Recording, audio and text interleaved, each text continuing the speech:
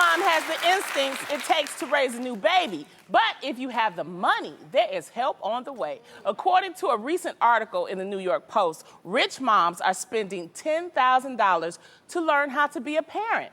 That's right. Yeah. It's called postpartum doula. They're like, I'll teach you. Okay. Right? No, I know what you say. I could do it for $5,000. You know what I'm saying?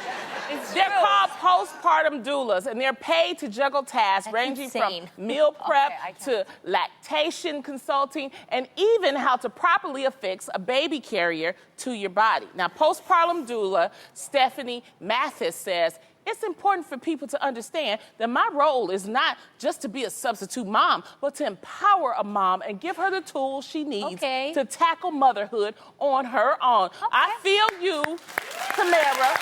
I feel you.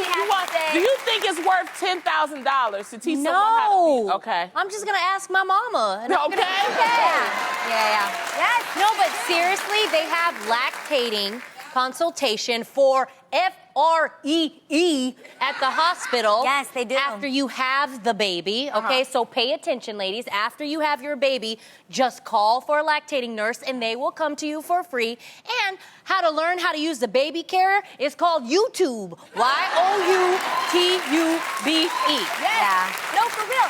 Some of the joy of becoming a parent is actually figuring it out on your own. Yeah. Yeah, I don't know. Well, it's also like having, like you said, family. I think the first 3 months are so important. It is. And that's why people have parents to come. Yeah. Yes. You don't have parents, have friends, have an auntie like me to hang with you. You know what I'm saying? Yeah. That's what we do. Save that $10,000 and use it on a flight for your parents to come and help you. And also spend some money on the college fund that you want to save for your kids.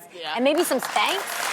That is true. That's They did say this is for rich moms, moms who can afford that. Yeah. But the reality is, I wanted my mom to stay with me for about 2 weeks after I had my first child, Aiden. After 3 days, my mom was like, "Oh, you got this, I'm leaving." So honestly, I think innately moms, we really know what to do. I remember reading every single book. I went to some classes, but then my son actually got RSV. Do you guys know what that is? No. It's a respiratory virus, and I was freaking out. But the thing is I naturally figured it out, and he turned out okay. Yes. Yeah, okay, but I have a question. Okay.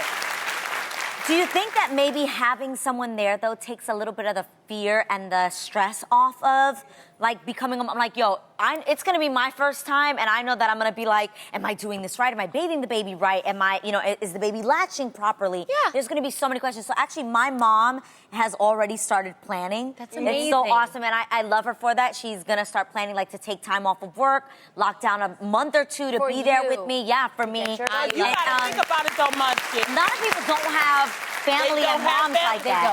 But look, in your case, your mom is going to be here, but she's not going to be here forever. That's true. So is it going to delay the process because you're going to be alone? That's You'll have your husband, but I mean, it's like just like my friend Monique. She adopted a wonderful little girl named Mallory, and so she called me last week because Mallory had a fever, and she was like, well, she was hot to the touch. I said, well, take her fever, take her temperature. And then the thing is, this is her first time. She's never had a child. Yes. So, I said, well, if you feel comfortable, take her to the doctor. But I'm going to tell you, I've raised about 25 kids, okay?